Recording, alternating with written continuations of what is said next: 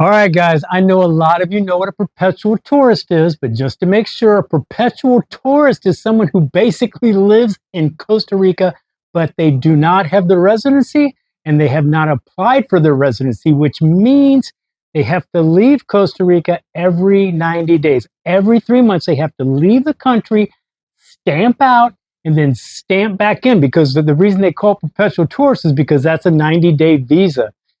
It's a tourist visa.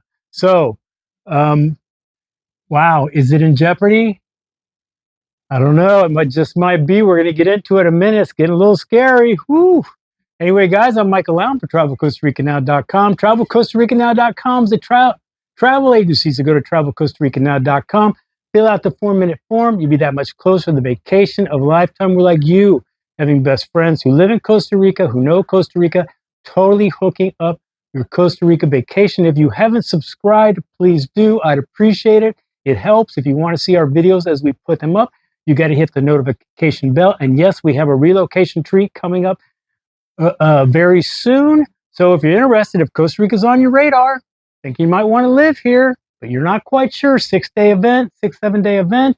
There's no blowing smoke. Nobody's going to try to sell you anything. You're going to hear the good, the bad, the ugly about living here. And by the time the retreat is over, you will absolutely know 100% sure if Costa Rica is right for you. Interested? I would love to see you there. All that info is in a link in the description below. Woo! All right. I don't know, man. Perpetual tourism. All right. For any of those you people need to be brushed up. Perpetual tourism has been going on, I don't know, for at least 30 years. All right. At least 30 years. Everybody knows what's going on. It's kind of like it's a loophole, and it's a kind of a legal loophole.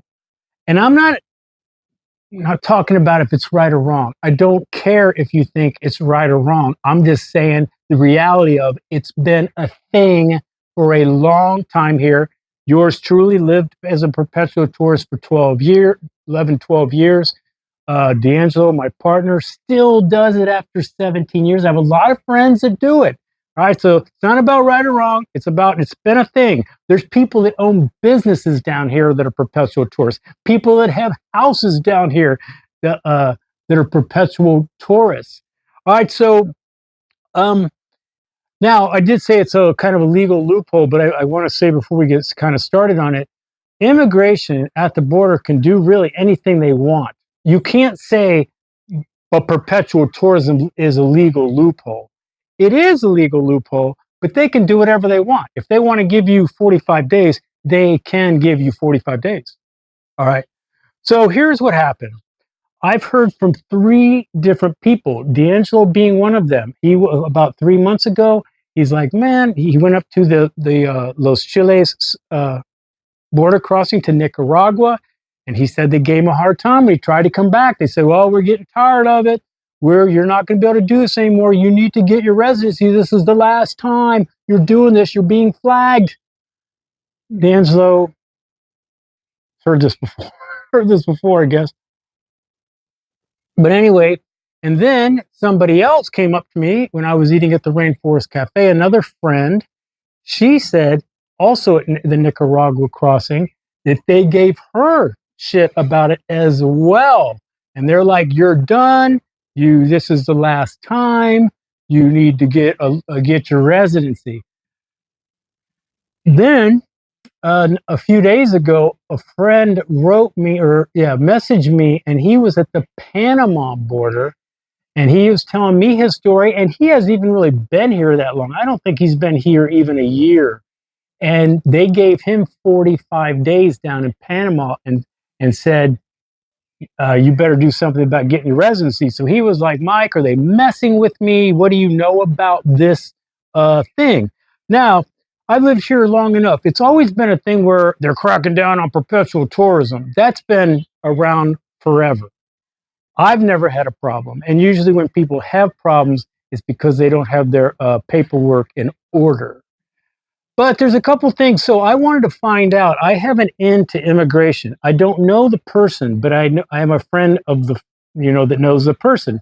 So I gave him a bunch of questions to ask this guy, because what I wanted to know is this a big policy change? is this something they're going to start doing, or is this what it's always been? Something kind of random that just the guy you happen to get messes with you, shakes the finger, you better, because that happens a lot. It does. It doesn't mean anything, but it can happen a lot. The guy that in Panama, they said they're just okay. So I asked my guy to ask the immigration person these questions. Now I didn't really get quite the answer I was looking at, because I was looking, if this is a policy change, okay, that can be an issue. If they're like cracking down it's like everyone got a memo, start cracking down on that. Um, it doesn't seem like it's like that. It's always been somewhat of a supposedly a policy to check for people that are doing that and to warn them. That's always kind of been around. And that's what this immigration guy was saying. He was kind of saying, well, it's our job. It's our job to, question that thing. So I'm still not quite sure where it's at. This is basically a warning to you guys that do that, because I know there's a million of you, man. There is a lot of you that live your life as a perpetual tourist, or maybe you're even down here for a minute as a perpetual tourist, but you are planning. You're wondering if Costa Rica is right for you, and then if it is, then you're going to proceed with your residency. So I haven't got quite the answer. Like black and white. Of course, nothing is black and white here, so that's really nothing new. Now, a couple things. The reason I was kind of at first kind of going, well, they might just be, exerting their control at the time. I don't want to, how do I say this politely? Immigration will profile you. Let's just say, if you're looking a little, let's say, ratty, or they have maybe they're like, this guy looks like a bum, or she looks like this, or I don't know, maybe they think they have an aura about them. That's always been the case. That aura of people that just bad things follow them around. They're always the ones getting in trouble. Well, one of the people I'm talking about is like that. There's drama following them around all the time. And I wasn't like totally surprised that they messed with her. So that's why I wanted to check this out before I was like, oh my gosh. Now, if this is a thing, okay, it doesn't appear to be this, we're cracking down. For one thing, it would create, they've done this for way too long. And everybody, it's not like everybody doesn't know. The government knows us gringos and other expats do that. The expats know that they know that we know. Everybody knows. Even the border people know, kind of. I mean, they know. Things been going on for a lot of time. Now, if they really crack down, this could be probably a serious issue for a lot of people in Costa Rica as well. So I don't know if they really want to. It's almost like be careful what you wish for. I always thought if they were going to change it, all they should do is maybe require a health insurance. So every 90 days you come back, you have to show you're good. You have a travel insurance or something to cover you in case something does happen. I could see them trying to implement that. I'm not even sure how that would actually work. How can they, it's kind of hard to tell. Is he going back and forth? You need to have travel insurance, or is it just they should have travel insurance for everybody all the time? I don't know, but I always thought they're going to implement something to kind of fix it a little bit. I always thought it should be like a health insurance thing. So what can you do? Like you're going, Mike, I've been doing that shit. What's going to happen? Am I in trouble? Am I going to get, am I going to get 45 days? Or they, maybe.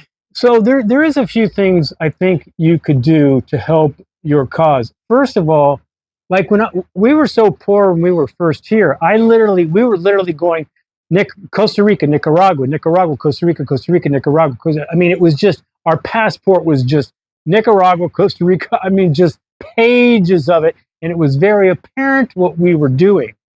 Okay. The better thing to do is, which a lot of people already do kind of organically, is they fly out. Now, D'Angelo, this was his last time that happened to him in Nicaragua. He just came back from the United States and he was there 10 days. So, we're flagging you, we're warning you. Well, he went through the airport and there was no problem.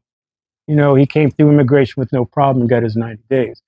So flying out of here every now and then is always going to be the better thing to do. So there shows some variant on your passport. Cheap ticket to Guatemala, go back to the States, see some friends and relatives.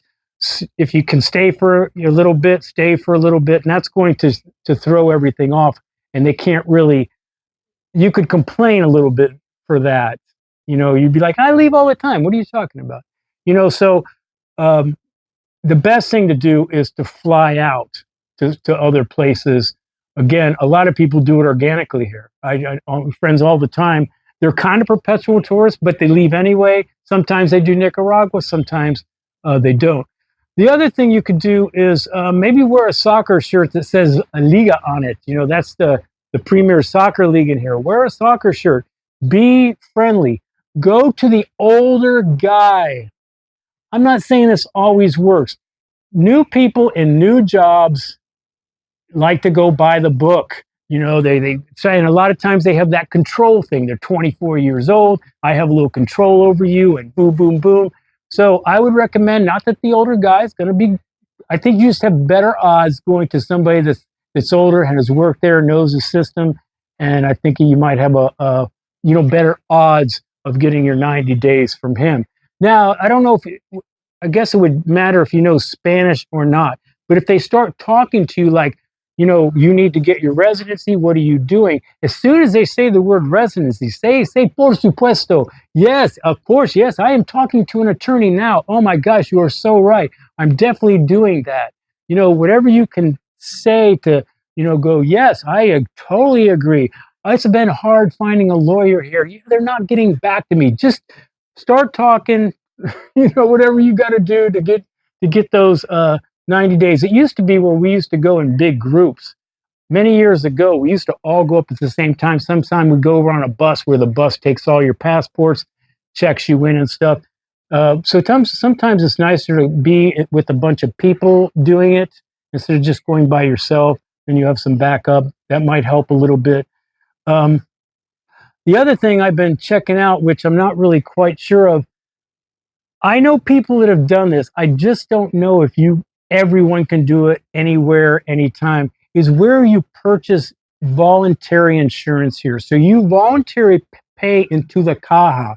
That's the socialized medicine here. That's what they call it, the caja. So you would go to the Ministry of Salud or whatever, the place for the caja, and tell them, I want to pay for voluntary health insurance.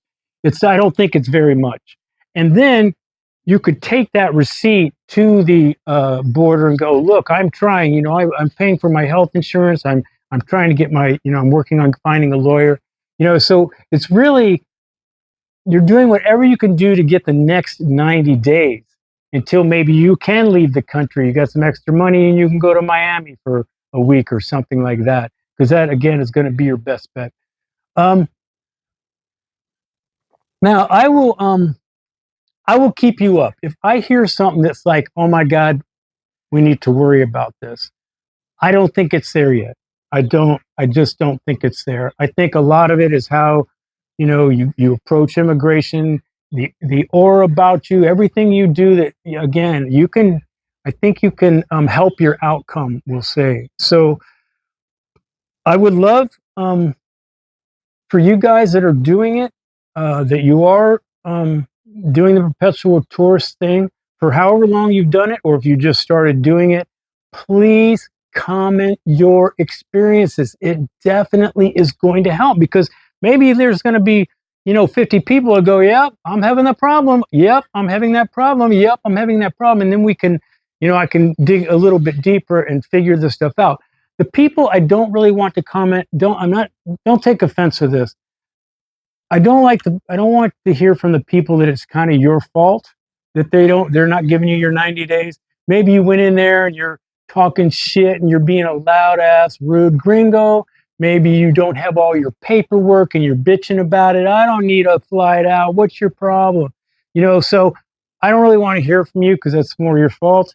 I want to hear people that have all their ducks in a row, have their paper, go up to the counter, and they're like, "Oh, I see you are doing, and they're giving you crap, and they're also, it used to be bark worse than its bite, right? But now like the friend in Panama, he got 45 days instead of the 90. And I do want to say something I forgot to say. It used to be, and I'm not saying it's still not like this, it didn't really matter how many days they gave you. If they gave you 45 or 30, you could still leave in 90. You could. They just didn't care. You would just go and it would just start over, and you'd be like, oh my God, they only gave me 30, but I'm leaving and I'm going to leave in 90 anyway. And it didn't really matter. So, and it also, again, it just depends on where you're doing it. The airport, the land crossings or whatever. I'll say this, I've always said this, Panama by far is the worst border crossing. I know it's closer to a lot of you people, but it's almost worth it to go to Los Chiles. Seriously. I know you're like, Michael, no. Just saying, the odds are, I'm not saying it's always bad. I'm sure there's people who go, I don't have any problem in Panama. But a lot of times when there is a big problem, it's the Panama border, I guess is all I'm saying. So I'd love to hear your comments. Please tell me about your experiences. I think it's going to help. It's going to help me. And if I find out that they're really kind of not cracking down, but giving people more shit, I will look into it for you and I will figure this out. Because I have another idea. Talking to that attorney, I don't know if you saw the video with Karen, but we were talking about work permits, and that's going to be another video, but I think there might be something with work permits that might be able to help us. But, all right, let me know. Anyway, guys, enjoy the rest of your coffee. I'm Michael Allen, travelcostaricanut.com. Peace, guys. Hope it helps. Hey, man, things are going to pop up. If you're thinking about living or traveling anywhere, always do your homework and research. And if it's in Costa Rica, I'm going to put my videos up against anybody. Ciao.